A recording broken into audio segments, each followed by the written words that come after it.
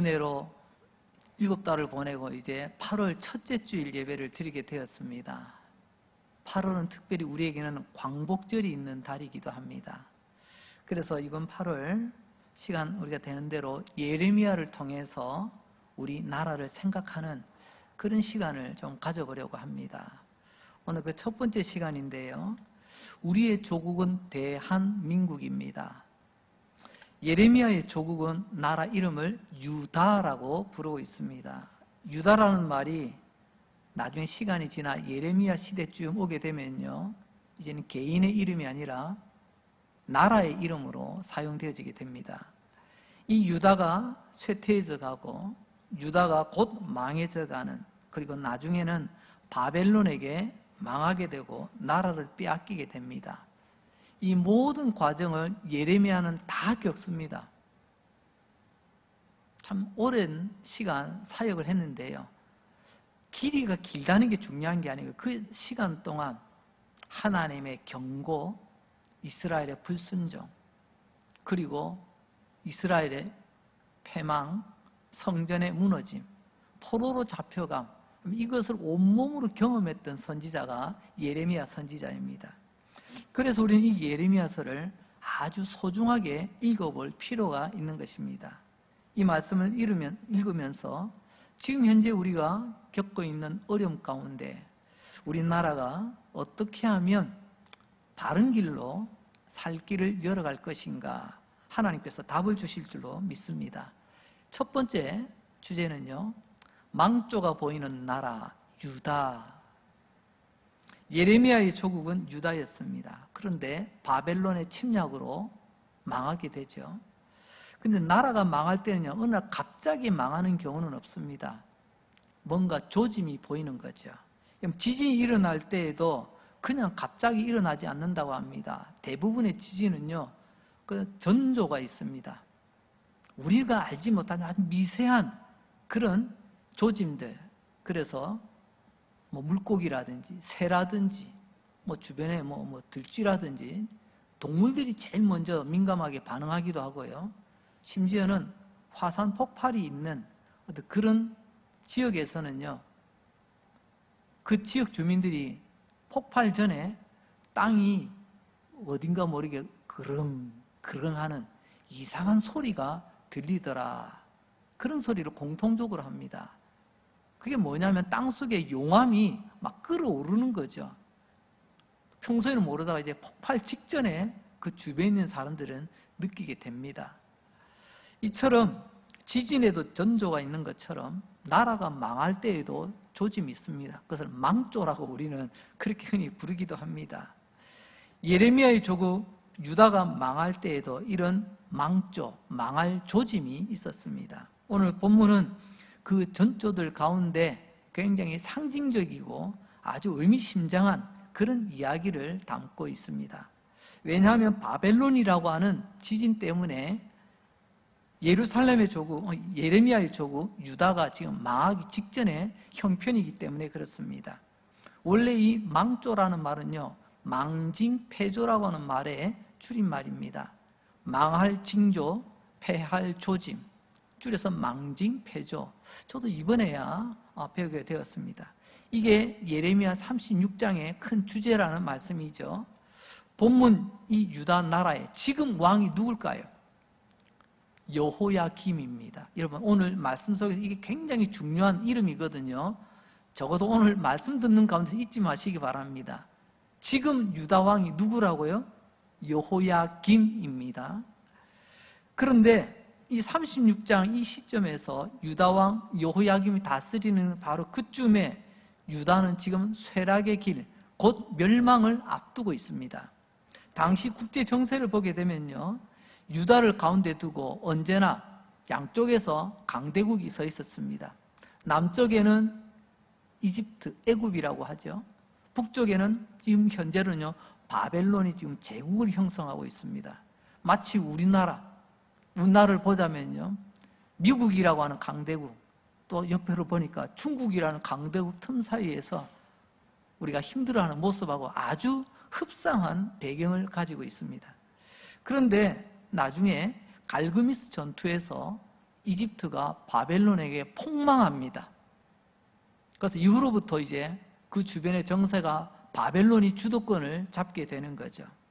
세계사를 공부해 보면 이처럼 세계를 정복하고 주변 나라를 정복하면 정복한 나라가 펼치는 정책의 유행이 크게 두 가지가 나오는데요. 하나는 유화 정책입니다.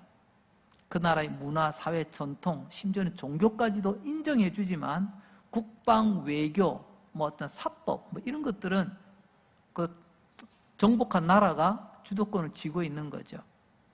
또 하나는요, 아예 처음부터 그냥 강하게 그냥 압박을 가하는 것입니다. 그래서 팽창주의라고도 흔히 표현하는데요. 지금 막 태풍처럼 올라오는, 그래서 나무 뿌리까지 뽑아버릴 기세로 있는 바벨론의 팽창 정책 때문에 지금 유다는 태풍 앞에 조그마한 촛불 하나와 같습니다. 그처럼 좀 위태로운 상황이라는 거죠. 유다는 이 촛불을 지켜낼 수가 있을까요? 이것에 대해서 저 앞에 이제 열왕기하 24장 말씀을 보게 되면 당시 위기 상황을 잘 설명하고 있는데요. 아니, 오늘 본문은 예레미야인데 왜 갑자기 뜬금없이 열왕기하 이야기 하냐고요? 이게 동일 배경을 가지고 있는 말씀이기 때문에 그렇습니다. 그래서 흔히 이것을 병행구절이라고도 표현하는데요. 열왕기하 24장에 보게 되면 당시 상황을 이렇게 소개하고 있습니다. 온 백성과 나라가 두려움에 사로잡혔다. 지금 우리는 촛불이에요. 바벨론의 태풍 앞에 우리는 지금 간당간당한 촛불입니다. 그때 왕도 두려웠고 백성도 두려웠고 온 나라가 두려움에 사로잡혀 있던 바로 그때, 이게 열왕기하 24장의 요점이거든요. 그 배경을 오늘 예레미야 우리 본문이 가지고 있다는 것입니다. 그래서 이때 하나님께서 선지자 예레미야에게 말씀하시는 장면이 바로 오늘 본문의 내용이죠. 36장 2절 말씀을 보게 되면 너는 두루마리 책을 가져다가 내가 내게 말하던 날 곧 요시야의 날부터 오늘까지 이스라엘과 유다와 모든 나라에 대하여 내가 내게 일러준 모든 말을 거기에 기록하라. 이건 두루마리 책이 나오네요. 두루마리 책 옛날에 둘둘둘 많은 우리 사극에 보면 이렇게 그런 것을 표현하겠지만 좀 쉽게 이야기하자면 빈 공책, 빈 노트 하나를 준비하라는 것입니다. 그리고 내가 지금 너에게 일러주는 대로 너는 받아 적어 이스라엘 백성들이 가서 낭독하라는 것입니다. 왜 이렇게 하나님께서 말씀하셨을까요? 이스라엘 백성들에게 하나님 말씀을 받아 적어 그것을 그대로 낭독하는 것, 오늘날에는 설교라고도 표현하지요. 왜 하나님께서 이런 말씀을 하셨는가? 그 이유에 대해서 오늘 본문 3절은 이렇게 우리에게 말씀합니다. 유다 가문이 내가 그들에게 내리려 하는 모든 제안을 듣고 각기 악한 길에서 돌이키리니 그리하면 내가 그 악과 죄를 용서하리라 하시니라. 하나님의 의도는 유다 백성들이 하나님의 말씀을 듣고 주님 보시기에 잘못된 길에서 돌이키기를 원하셨다는 것입니다. 돌이킨다고 하는 것은 아이고 뭐가 잘못됐구나 깨닫는 것, 내 잘못을 인정하는 것으로 끝나는 게 아닙니다. 잘못을 깨닫고 빨리 바른 자리로 돌아가는 것을 말합니다. 그것을 회개라고 하는 거예요. 한문이 참 재밌게 되어 있습니다. 후회한다. 아유, 내가 왜 그랬을까? 내가 무슨 정신으로 그런 짓을 했을까? 자기 잘못을 인정하는 것이 회입니다. 자기 잘못을 인정할 뿐만이 아니라 이제는 그 잘못을 고쳐가는 거죠. 그게 개예요. 이게 붙여서 회개입니다. 그래서 우리는 잘못된 것도 여러분 나의 잘못을 인정할 줄 아셔야 됩니다. 인정했다면 다시는 그 잘못을 반복하지 않도록 바른 길을 찾아가셔야 되는 거죠. 사실 하나님께서는 유다라는 나라를 살려주시려고 예레미야에게 빈노트 하나 준비해가지고 내가 불러준 말 잘 받아 적어서 그들에 가서 낭독하거라 이렇게 말씀하셨다는 거죠. 저 중남미에 가면 아마존에 아주 큰 밀림 지역이 있습니다. 그런데 거기는 나무가 아무렇게나 자라요. 자기 마음대로. 풀도 자기 마음대로 자라고. 근데 거기를 지나가려면 어떻게 해야 되죠? 워낙 오랜 세월 동안 그렇게 자라다 보니까 땅은 넓어도 길은 별로 없습니다. 그러면요, 그 길을 개척해 나가야 되잖아요. 그래서 그 밀림 지역에 들어가는 사람은 반드시 손에 꼭 들고 가는 게 있습니다. 그게 뭐냐면요, 넙득하면서 길쭉한 칼을 하나 들고 갑니다. 우리네 부엌칼처럼 뭐 사시미 칼처럼 그런 작은 칼들이 아니고요, 굉장히 커요. 손에 잡고 앞에 날이 아주 날카롭습니다.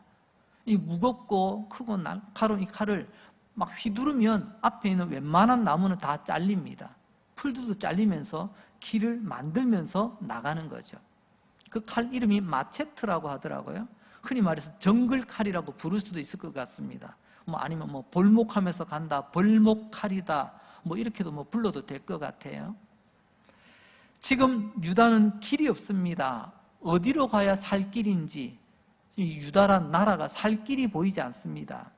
그런데 하나님께서 하나님의 말씀이 적혀진 이 두루마리 책, 바로 이 책이 마체트 칼과 같이 하나님의 말씀을 이 어려움 가운데 잘 믿고 따르면 우리의 가는 길이 만들어지게 된다는 그런 말씀이죠. 회개하고 내 삶에 잘못된 온갖 잡목들을 말씀의 검으로 다 잘라 길을 만들어 가기를 원하신다는 것입니다. 하나님께서 주신 이 말씀을 듣고 우리가 회개하고 돌이키면 하나님 우리에게 살 길을 보여주신다라는 그런 의도로 오늘 예레미야에게 지금 말씀하고 계시는 거죠. 그런데 지금 예레미야의 형편은 지금 그썩 좋지 못합니다. 왜냐하면 여러 가지 특별히 정치적인 이유 때문에 구금당해 있습니다. 붙잡혀 있다는 거예요. 특별히 당시 유다에서 예레미야는 특별 감시 대상이었습니다. 예나 지금이나 하나님의 바른 말씀을 전할 때 세상은 싫어합니다. 그래서 때로는요, 하나님의 말씀을 전하지 못하도록 붙들어 두기도 하고요, 이런저런 공갈 협박을 강하기도 합니다. 오늘 예레미야 지금 현재 붙잡혀 있어서 하나님의 말씀을 받기는 받아도 뭐 노트를 사올 수 있나요? 뭐 나가서 사람들에게 외칠 수가 있나요?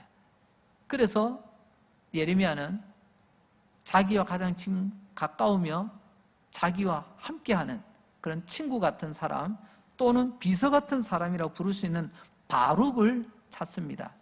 바룩에게 이야기를 하죠. 네가 노트를 준비하여라. 그리고 대신 기록해라. 그리고 내가 말한 것처럼 너는 가서 백성들에게 낭독하거라. 이렇게 전달하는 거죠. 바룩은 이 예레미야의 분부에 순종합니다. 빈노트에 하나님 말씀을 불러주신 대로 그대로 받아 적어서 성전으로 달려가 사람들에게 외치게 된 거죠.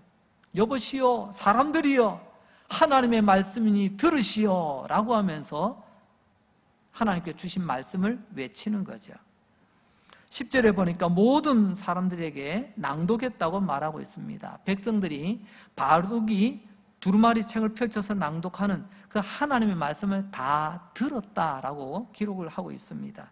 그때 마침 거기를 지나고 있던 미가야라고 하는 신하가 그 속에 우연히 끼어 있어서 그 이야기를 들었습니다. 신하입니다. 그런데 이야기를 들어보니까 깜짝 놀랐습니다.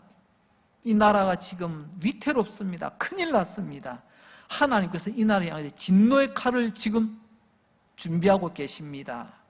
하나님의 말씀을 듣고 돌이키면 용서하여 살 길이 열리겠지만, 그러나 그렇지 않으면 하나님의 진노의 칼을 휘두르실 것입니다. 신하가 이런 이야기를 들으니까 얼마나 깜짝 놀랐겠습니까? 그래서 미가야는 혼자가 알기에는 너무나도 두렵고 떨리는 말씀이었기에 그가 머무고 있는, 그는 또 자기가 또 관직들을 많이 만나지 않습니까? 고위 관리들을 만나서 36장 15절에 보니까 이렇게도 말합니다. 그 고관들이 미가야의 말을 듣고 바룩이라는 그 사람을 우리가 한번 불러다가 우리가 한번 직접 들어보자 라고 이야기합니다. 그래서 16절에 가서 보면 바룩이 고관들 앞에서 하나님 말씀 기록한 대로 낭독을 합니다. 그러자 이제는 미가야뿐만이 아니라 그때 함께 있던 모든 고위 관료들이 깜짝 놀랍니다. 그런데 어떡하죠? 관리들은 책임자가 아닙니다. 왕의 명령을 시행하는 사람들 아닙니까? 최고 통치자이며 이 결정을 내려줘야 돼요. 왕에게도 이야기를 들려줘야 되겠다. 그렇게 해서 이제는 왕 앞에 서게 되는 이야기, 그게 오늘 본문의 이야기입니다. 오늘 이 말씀을 보게 되면 하나님께서는 두 가지 칼을 준비하고 있다는 것, 앞서도 말씀드렸죠. 하나는 진노의 칼입니다.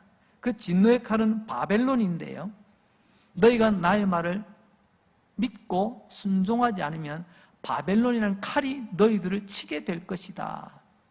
두 번째로는요, 살리는 칼이죠. 마체테입니다. 정글을 해치고 나가던 그 넙떡한 큰 칼 말입니다. 너희가 하나님 말씀대로 듣고 회개하고 너희들의 잘못된 행실을 고쳐 나가면 살 길이 열릴 것이다 라는 말씀이죠. 이 두 개 중에 칼을 하나 선택하라는 것이 바로 바룩을 통한 하나님의 말씀이었습니다. 하나는 죽이는 칼, 하나는 살리는 칼이었습니다. 이제 신하들이 왕 앞에서 이제 이 말씀을 왕도 한번 들어보라고 이제 드밀어 대는 거죠. 자, 그러면 당시 유다 왕 누구라고요? 여호야김. 오늘 계속 중요하다고 이야기했잖아요. 유다 왕 여호야김. 이제 신하들의 이야기를 듣고 이제 그 말씀을 들어보려고 합니다. 자, 이제 이 두루마리 책을 낭독하고 거기에 대한 반응에 대해서 한번 살펴보려고 합니다. 당시 왕과 신하 모두 이 말씀을 듣게 되는데요, 그 장면이 21절 말씀입니다. 왕이 여후디를 보내어 두루마리를 가져오게 하매 여후디가 서기관 엘리사마의 방에서 가져다가 왕과 왕 곁에 선 모든 고관의 귀에 낭독하니, 귀에다가 낭독했다는 것은 다 알아듣게 이야기했다는 말입니다. 위로는 왕으로부터, 그곳에는 모든 고위 관리들이 다 말씀을 들었다는 말씀입니다. 여러분, 그들은 분명히 이 두루마리 책에 기록된 하나님의 말씀을 들었습니다. 이제 어떻게 됐을까요? 먼저 우리가 생각해 볼 것은 그 두루마리 책에 도대체 무슨 내용이 담겨 있을까? 대충 짐작은 가는데 우리가 잘 알 수는 없어요.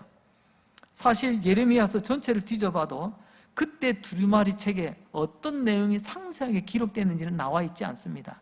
하지만 어떤 내용인지 알 수 있는 힌트가 2절에 나옵니다. 2절 다시 한번 봅니다.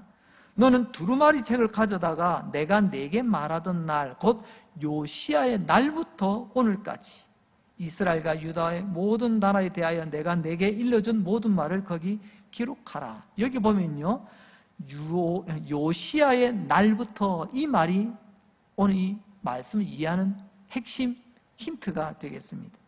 요시야는 누구냐? 요시야 왕을 말합니다. 그럼 요시야 왕은 누구냐?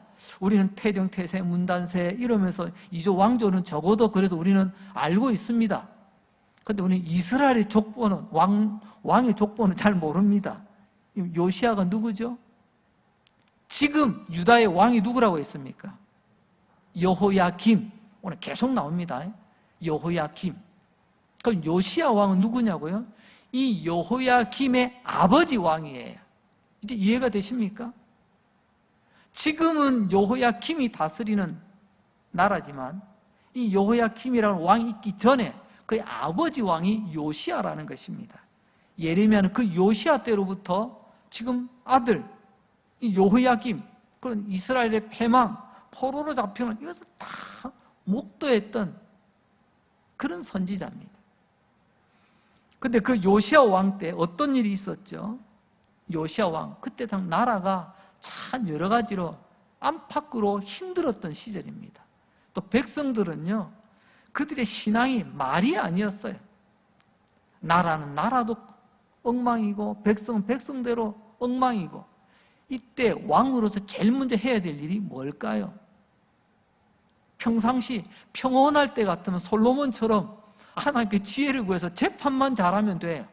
그런데 지금은요, 나라가 안팎으로 엉망이고 백성들의 신앙도 엉망일 때 도대체 요시야는 제일 먼저 무엇부터 시작을 했을까요? 그게 바로 성전 수리입니다. 물론 공식적으로 볼 때도 성전이 지금 많이 지금 엉망이에요. 페인트칠도 벗겨지고 기와장도 벗겨지고 기둥이 금도 가고 비도 새고 충분히 우리가 생각해 볼 수가 있을 것입니다. 하지만 성전 수리가 그냥 공사로만 끝나는 게 아닙니다. 이 성전 수리의 가장 중요한 의미는 뭐냐면 우리의 신앙을 수리하는 과정입니다. 눈에 보이는 성전을 수리하면서 우리의 신앙을 먼저 수리하자. 그래서 나라가 힘들고 어려울 때, 백성들이 신앙이 엉망일 때 제일 먼저 요시야가 시행했던 것이 바로 성전 수리입니다. 하나님의 백성들이여, 여러분들의 신앙을 먼저 수리하십시오. 그걸 눈으로 지금 보여주는 그런 일을 했던 거죠. 우리는 대한민국의 국민이기 전에 성도입니다. 성도는 항상 하나님과의 관계에서 우리는 이 나라를 걱정하며 기도하는 것입니다. 이걸 잊으시면 안 됩니다. 여러분, 일본이 화해하자고 손 내밀면 우리나라 문제가 해결이 되나요? 북한이 우리하고 이제는 싸우지 말자고 손 내밀고 손 잡으면 우리나라 문제 이제는 해결되나요? 여러분, 잘 생각하셔야 됩니다.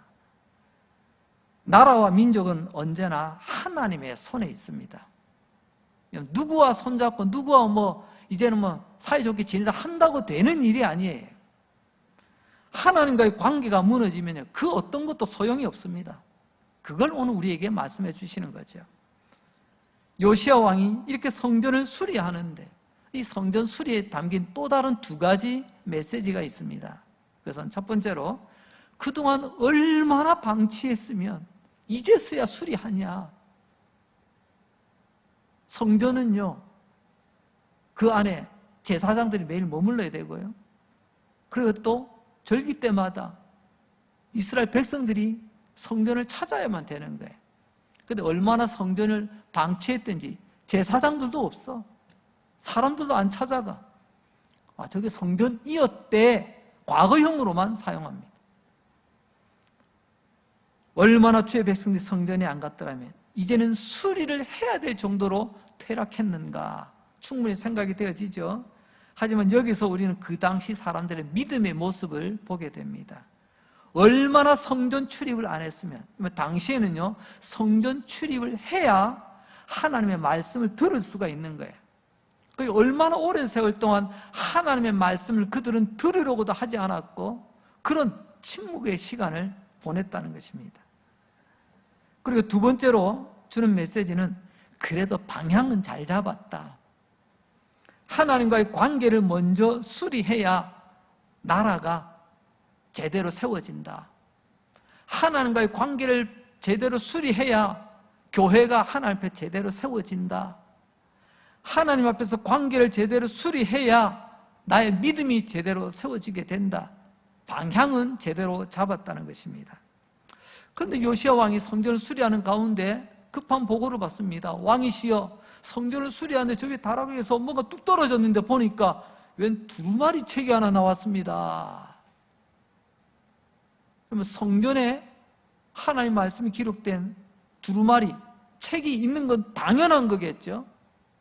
그런데 껍데기 건물 수리하다가 그 성전을 성전되게 하는 하나님 말씀은 그제서야 발견을 한 거예요. 옛날에는 성전에 두루마리를 펼쳐서 낭독하는 것으로 끝냈습니다. 그런데 요즘은 설교라고 표현하죠. 요즘 우리가 얼마나 호강한 세월을 살고 있습니까? 그 옛날 그 당시에는요 성경을 낭독, 읽기만 해도 백성들이 아멘 했고요 은혜 받았어요.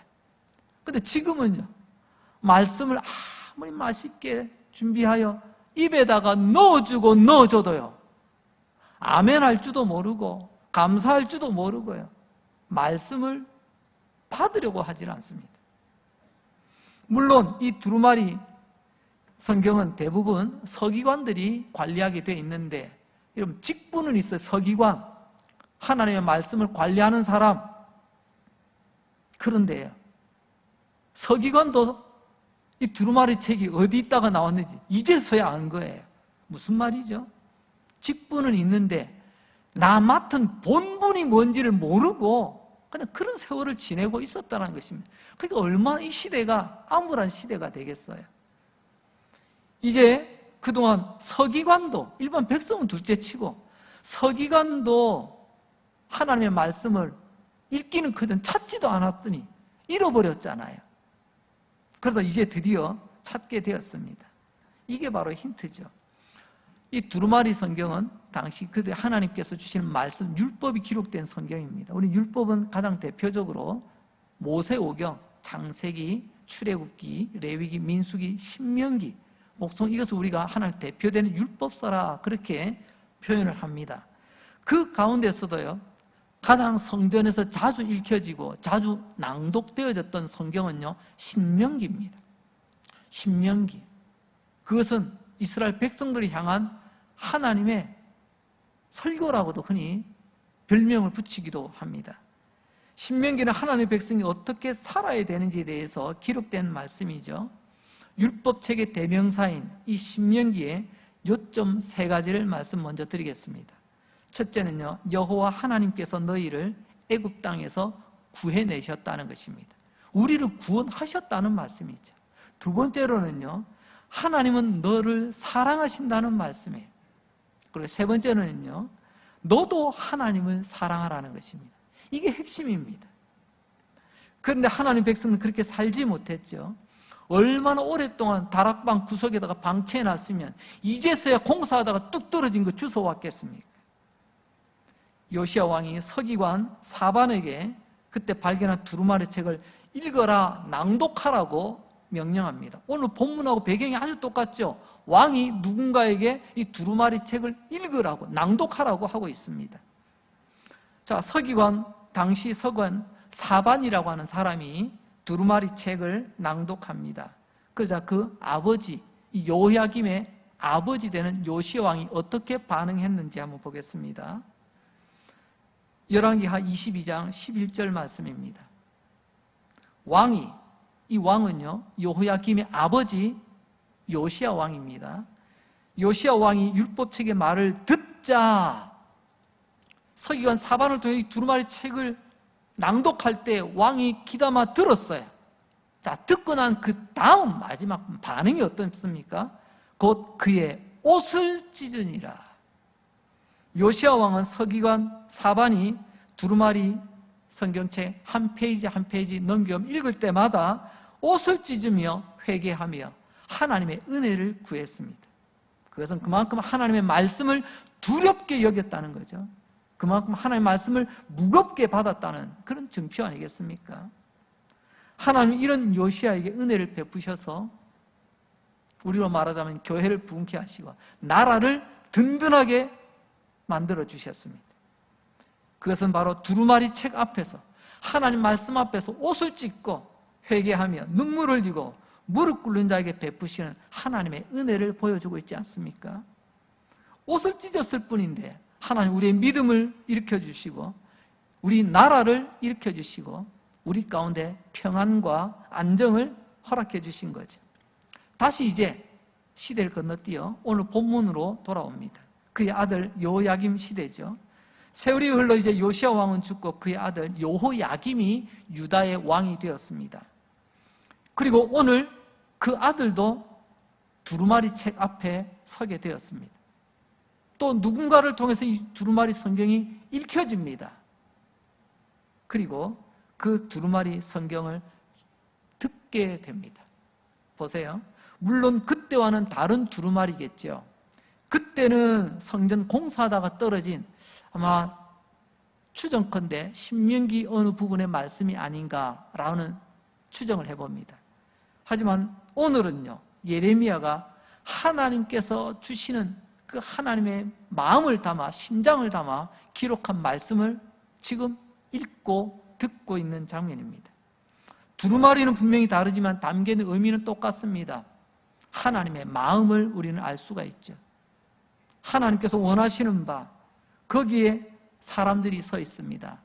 그때는 요시야 왕과 신하들, 지금은 여호야김과 그 신하들.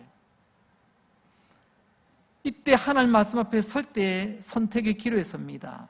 말씀을 듣고 진노의 칼을 받을 것인가, 아니면 마체트, 사는 칼을 받을 것인가. 하나님 말씀 앞에 서 있던 아버지 요시야 왕 그려지십니까? 그리고 세월이 흘러 오늘 하나님 말씀 앞에 서 있는 그 아들 여호야김 보이십니까? 그리고 오늘 매 주일마다 하나님 말씀 앞에 서 있는 저와 여러분, 우리가 보이십니까? 이제 그 아들 여호야김의 모습을 보겠습니다. 여후디라고 하는 사람에게 이 두루마리 성경을 읽으라고 명령했더니 읽습니다. 그러자 요시야 왕의 아들 여호야김 어떻게 반응했을까요? 거기에 대해서 오늘 예레미야 오늘 본문 23절은요, 여후디가 서너 쪽을 낭독하면 왕이 면도칼로 그것을 연하여 베어 화롯불에 던져 두루마리를 모두 태웠더라. 마지막 페이지까지 다 칼로 갈기갈기 찢어서 화롯불, 난로불에다 넣어 태워버렸답니다. 저는 사실 이 말씀 읽을 때 참 마음이 무겁고 힘들고 눈물이 나려고 했습니다. 왠 줄 아십니까? 바로 그 모습이 오늘 우리 교회의 모습이며 오늘 이 시대의 모습이며 오늘 이 나라의 모습이기 때문에 그렇습니다. 화롯불은 22절에 보면 겨울 궁전이라는 말이 나오는데요, 여러분 중동 지역의 유다라고 하지만 거기도 겨울이면 춥습니다. 그래서 여름에는 따뜻한 데서 지내다가 시원한 데서 지내다가 겨울이면 따뜻한 곳으로 왕의 집무실을 옮겨서 그든 지내는 거죠. 그리고 또 더워서 추워서 불을 피우기 위해서 화롯불이 있었던 것 같습니다. 여호디라고 하는 사람이 그 두루마리 책 서너 쪽을 읽자 몇 페이지 읽은 것 같아요. 그러자 여호야김이 그만 멈추고 면도칼을 들고 와서 갈기갈기 찢어가지고 그것을 화롯불에다가 집어넣는 장면입니다. 자기 더러운 수염을 깎던 그 더러운 칼로 거룩하신 하나님 말씀을 마구마구 잘라버리는 거죠. 찢어버리는 거죠. 그리고 마지막 한 부분까지 다 찢어서 화롯불에 태웠다. 어찌 가슴 아프지 않을 수가 있겠습니까? 한마디로 말하면 뭐죠? 이런 하나님 말씀 듣기 싫어! 이거 아닙니까? 하나님 말씀하신 낭독자를 통해서 하나님께서 말씀하십니다. 설교자를 통해서 하나님 말씀을 하십니다.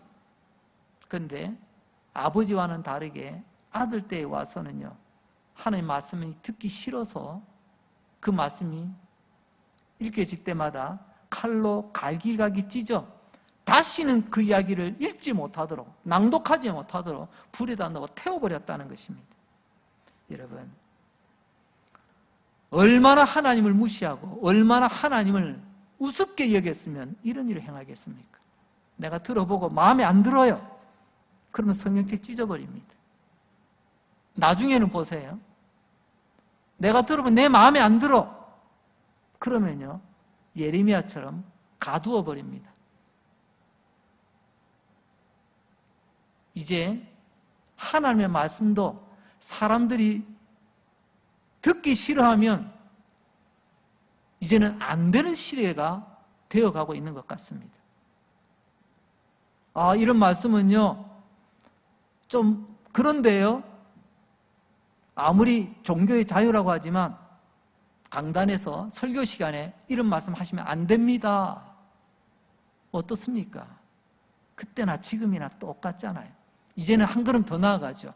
법으로 아무리 교회라고 할지라도, 아무리 설교라 할지라도, 아무리 목회자라 할지라도 이런 것 이야기하면 안 됩니다. 그걸 법으로 만들려고 하잖아요. 지금 우리가 그런 시대를 살아가고 있습니다. 하나님이 이것은 죄라고 말하는 것도 강단에서 목사가 죄라고 이야기하면 이건 법으로 말하면 안 된다고 했는데요. 이런 말하면요, 소수의 몇몇 사람이 좀 불편하게 여기기 때문에 이걸 하면 안 되는데요. 어쩌다가 이런 시대가 되었나요? 여러분, 여호야김 왕은 이처럼 스스로 교만하며 오만합니다. 자기가 하나님보다 위에 있다는 거죠. 내 마음에 들면 받아주고 마음에 안 들면 받지 않겠다는 것입니다. 아니, 내가 마음만 먹으면 하나님의 말씀이라도 찢을 수 있고 태워버릴 수 있고, 그리고 그렇게 말하는 자를 가둘 수 있다고 얘기든 사람, 그게 바로 여호야김. 그런 여호야김이 오늘날 얼마나 우리 주변에 많이 만들어져 가고 있습니까? 여호야김은 하나님 주신 기회, 살 길을 제 발로 차버리고 스스로 진노의 칼을 선택하는 그런 어리석은 결정을 내립니다. 덕분에 여호야김 왕의 겨울 궁전에 있던 그 화롯불은 조금 더 활활 타올랐겠죠. 여기에 대해서 유진 피터슨 목사님께서는 이렇게 표현하셨습니다. 제가 한번 인용해 볼게요. 덕분에 그 겨울밤 활활 타는 난로 앞에서 여호야김이 잠시 몸이 따뜻했겠지만, 잠시 몸은 따뜻했겠지만, 여러분 결국은 어떻게 됐을까요? 하나님께서 예레미야에게 이렇게 말씀하셨습니다. 예레미야 36장 30절입니다. 그러므로 여호와께서 유다 왕 여호야김에 대하여 이와 같이 말씀하시니라. 그에게 다윗의 왕위에 앉을 자가 없게 될 것이요 너는 이제 끝이라는 거예요. 그리고요 그의 시체는 버림을 당하여 낮에는 더위 밤에는 추위를 당하리라. 하나님의 말씀을 찢어 난로불에 집어넣고 잠시는 따끈했겠지만, 그러나 그 겨울밤 난로가 얼마나 오래 버텼을까요? 너는 죽어 너의 시체가 추위 가운데 뒹굴게 될 것이다. 얼마나 두려운 말씀입니까? 얼마나 무서운 말씀입니까? 그것뿐만 아니라 이제는 유다라고 하는 나라도 망하게 되죠. 바벨론의 침공을 받습니다. 나라가 망하고 그리고 70년 동안 포로 생활을 하게 됩니다. 이런 포로 생활은 영적인 추위에 벌벌 떠는 시간이죠. 하나님의 말씀대로 됐잖아요. 네가 하나님의 말씀을 찢어버리고 네가 하나님의 말씀을 함부로 대하니 네가 그 대가를 치르게 될 것이다. 그 역사가 증명하잖아요. 태풍 앞에 한 자루 촛불 같던 조국 유다의 앞날을 보면서 예레미야가 진짜 하고 싶었던 말, 그 말이 바로 이제 세 번째 주제입니다. 그때는 옷을 찢었고 지금은 책을 찢었다는 것입니다. 24절 말씀을 한번 볼까요? 왕과 그의 신하들이 이 모든 말을 듣고도 두려워하거나 자기들의 옷을 찢지 아니하였다. 이 말을 하면서 예레미야는 퍼뜩 떠오르는 게 있었을 것입니다. 아, 맞아. 이 요야김의 아버지 때, 요시야 왕 때도 이와 비슷한 일이 있었지. 두루마리 성경책을 찾아 서기관 사반이 읽을 때 그때 그 아버지 요시야 왕이 어떻게 했었지? 그때 신하들은 어떻게 했었지? 말씀을 듣고 옷을 찢는 내 마음을 찢는 똑같거든요. 그게 회개 우리 행위거든요. 하나님께 엎드려 회개하며 하나님 말씀 앞에 엎드리는, 하나님 말씀을 그렇게 무겁게 받았다는 거예요. 하나님을 그렇게 두렵게 여겼다는 거죠. 그러나 그의 아들 때 여호야김 때는 전혀 그렇지 않더라는 것입니다. 하나님 말씀이 낭독될 때 아버지 요시야 왕 때는 옷을 찢고 마음을 찢어졌지만, 그러나 그의 아들 여호야김 때는요, 하나님 말씀이 낭독될 때, 선포될 때 오히려 하나님의 말씀을 찢어 그 말씀을 태워버렸다라고 우리에게 보여주고 있습니다. 하나님 말씀 듣기 싫다고, 내 마음에 안 든다고, 결국은 어떻게 되죠? 하나님 말씀 필요 없다고, 내 힘으로 얼마든지 해낼 수 있다고, 결국 개인도 망합니다. 여호야김 가장 비참한 최후를 맞죠. 그리고 나라도 망합니다. 여호야김 왕의 아버지 요시야 왕 때, 그때는 옷을 찢었어요. 마음을 찢었어요. 그러나 그의 아들 여호야김 때는요, 어떻게 해요? 책을 찢잖아요. 무슨 책? 하나님의 말씀을 찢더라.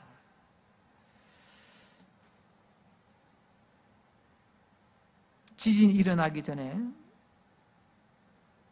전조가 있다고 했습니다. 나라가 망하기 전에도 전조가 있습니다. 망조라고 말씀드렸죠. 그때는 말씀 앞에서 옷을 찢었지만 지금은 하나님 말씀을 찢습니다. 이게 하나님께서 우리에게 주신 두렵고 떨리는 전조입니다. 이게 유다의 이야기가 아니라 지금을 살아가는 오늘 우리의 이야기죠. 죄송하지만 이 시대를 돌아보시기 바랍니다. 하나님의 인재는 곧 말씀인데 말씀에 대한 태도가 요시야 왕을 닮았습니까? 아니면 여호야김을 닮았습니까?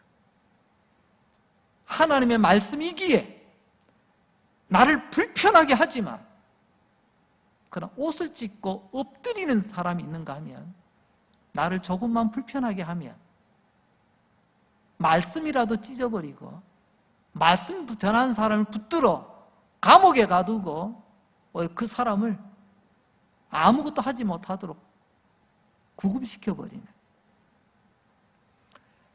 지난날 그때 우리 아버지 어머니들께서는 무식했습니다. 많이 못 배우셨어요. 그리고 지금보다 엄청나게 가난하셨습니다. 하지만 두루마리 책 강단에서 하나님의 말씀이 선포될 때 옷을 찢고 마음을 찢는 심정으로 회개하셨습니다. 그리고 하나님의 은혜를 구하죠. 그리고 자식을 위해서 기도하시죠. 나라를 위해서 기도하셨습니다. 그런데 지금은 어떤가요? 우리가 얼마나 뺀질해졌는지 모르겠습니다. 얼마나 교만하고 얼마나 오만해졌는지, 내 옷을 찢기는커녕 겸손하게 회개하기는커녕 하나님의 말씀을 무시하고 멸시하며, 그렇게 하나님 말씀을 전할 때 예레미야를 구금하고 예레미야의 삶을 가두는 것처럼 그런 행태들이 이제는요, 이제 너무 많아가지고 이제는 일상이 되어버린 듯한 그런 모습을 봤습니다. 이제는 하나님의 말씀을 듣고 얼마나 무시하고 얼마나 멸시했는지 스스로 말씀 평론가가 다 됐습니다. 오늘 말씀 괜찮아. 이거 오늘 말씀은 별거야. 하나님의 말씀은요, 우리가 평가하는 게 아니잖아요. 하나님 말씀에 무조건 아멘만이 있을 뿐 아닙니까?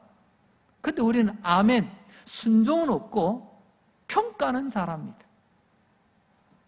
그래서 새치혀, 이 짧은 혀가 면도칼이 되어져서 하나님의 말씀을 난도질을 합니다.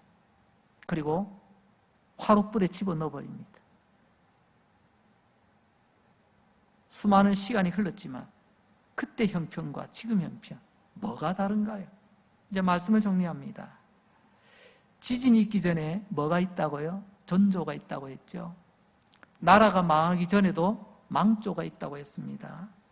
우리는 대한민국 국민이며 또한 하나님을 믿는 성도입니다. 우리는 성도로서 하나님과의 관계를 제일 먼저 점검하셔야 됩니다. 요시야 왕이 왜 성전 수리를 제일 먼저 했을까요? 하나님과의 관계를 먼저 점검하는 것입니다. 그때 우리 자식들의 내일이 있고 우리 교회의 내일이 있고 우리 나라가 내일이 있는 것 아니겠습니까? 지금 이 땅의 교회에서 하나님의 말씀 두루마리가 제대로 낭독되어지고 있습니까? 여러분, 교회라면 하나님의 말씀, 비록 왕이 듣기에 거슬려도, 수많은 백성이 듣기에 거슬려도 하나님의 말씀은 선포되어야 되는 것 아니겠습니까? 두 번째로, 그 낭독되는 두루마리 책 앞에서 이제 오늘 나는 무엇을 찢고 있나요? 오늘 말씀의 제목이죠. 그때 아버지 요시야 왕은 옷을 찢고 마음을 찢었습니다. 오늘 본문에서 아들 여호야김은 하나님의 말씀을 찢었습니다. 자, 그럼 이제 우리의 문제입니다.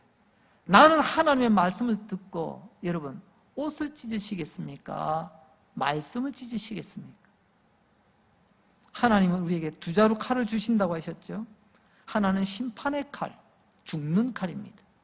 하나님의 말씀을 받지 아니하면, 순종하지 않으면 그건 곧 심판이에요.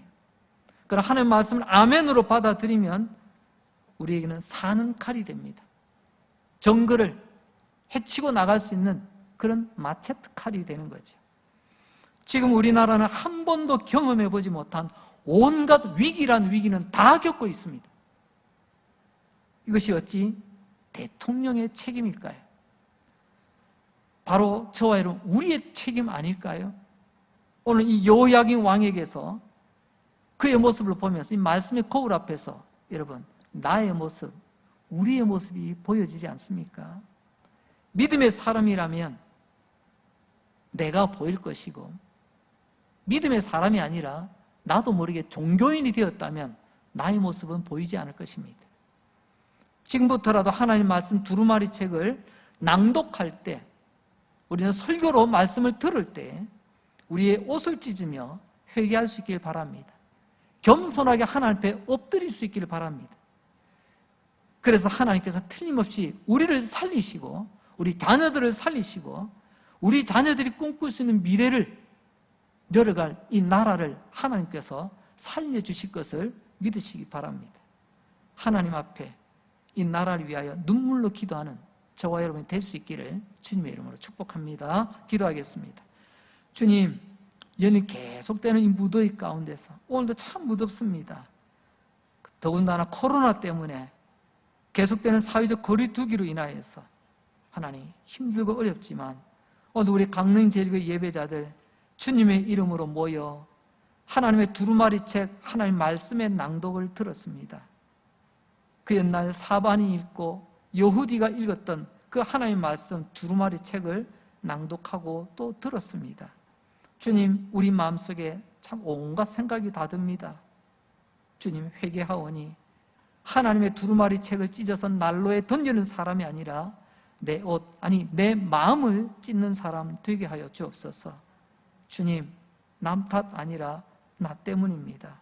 내가 기도하지 않았고 내가 주님 앞에 겸손하지 못했고 내가 엎드리지 못해 나의 자식, 나의 가정, 나의 나라가 이렇게 힘들고 있습니다. 그러나 주님, 이제 바로 서겠습니다. 그때는 옷을 찢었는데 지금은 책을 찢는 이런 망국적인 믿음의 행태를 나에게서부터 고쳐나가겠습니다.